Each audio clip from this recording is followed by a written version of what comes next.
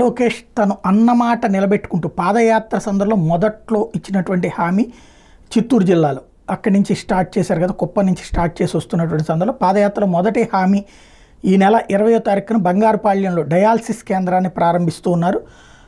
అది అత్యంత కీలకమైనది. అంటే రేపే డయాలసిస్ సెంటర్ చిత్తూరు జిల్లాలో యువగళం పాదయాత్ర సందర్భంగా ఇచ్చిన హామీని నెరవేర్చి ఫస్ట్ది ఇది 100 రోజుల పాలనలోపే ఒకటి పూర్తి చేయడం అనేది ప్రభుత్వం అధికారంలోకి వచ్చిన 100 రోజుల డయాలసిస్ కేంద్రాన్ని ఏర్పాటు చేస్తామని హామీ ఇచ్చారు.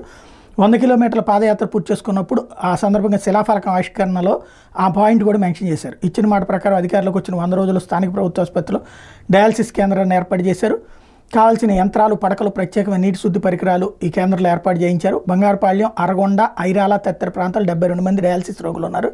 లోకేష్ ఆదేశాలతో డయాలసిస్ కేంద్రాన్ని ఏర్పాటు చేసి టీడీపీ ఎమ్మెల్యే మురళీమోహన్, జిల్లా అధికారులు వేగంగా ఆ పనులు పూర్తి చేయించారు. ఇప్పుడు ఆ కేంద్రాన్ని స్వయంగా లోకేష్ ప్రారంభిస్తున్నారు.